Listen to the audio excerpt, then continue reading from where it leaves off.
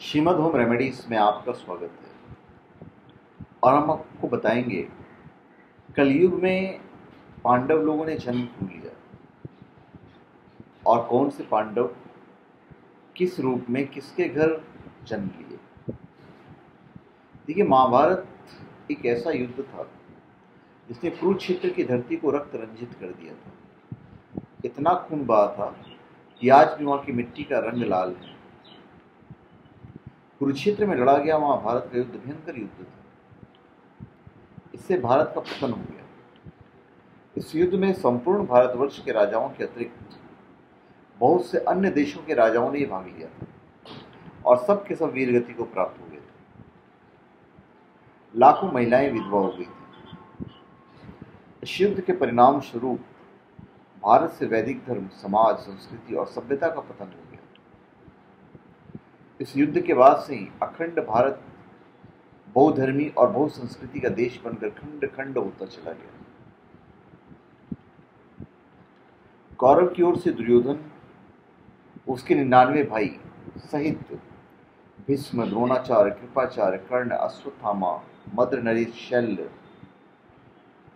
श्रीराम की 50वीं पीढ़ी में शल्य हुए थे।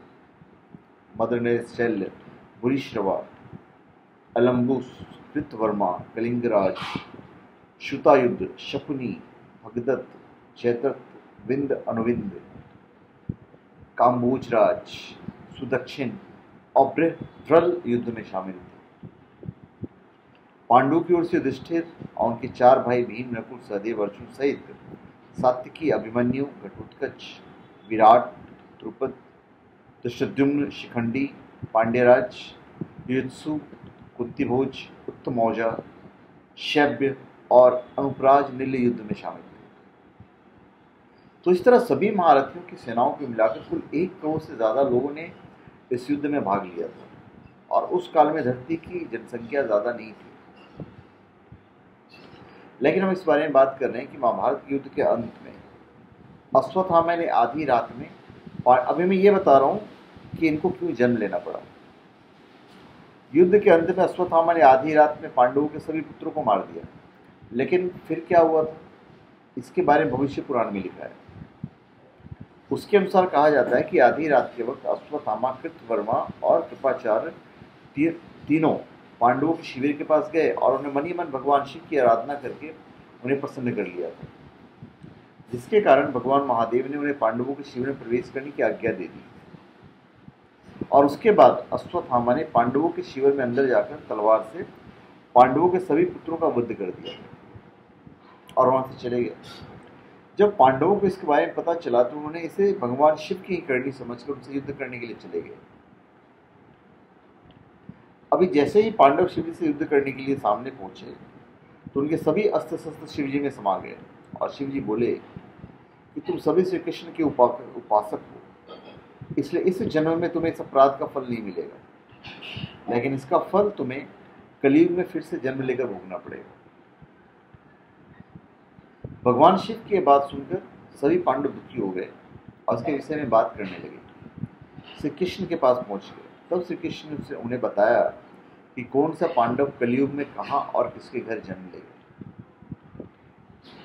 भविष्य पुराण के अनुसार बताया गया है कि कलयुग में युधिष्ठिर वत्सराज नाम के राजा के पुत्र बने और कलयुग में उनका नाम था मलखान। कलयुग में भीम वीरन के नाम से जन्मे थे और वनरस नाम के राज्य के राजा बने। कलयुग में अर्जुन का जन्म परिलोक नाम के राजा के यहाँ हुआ और उनका नाम ब्रह्मानंद था। कलयुग में नकुल का जन्म कान्यकुब्ज के राजा रत्नभानु के वहां हुआ, उनका नाम लक्षण था।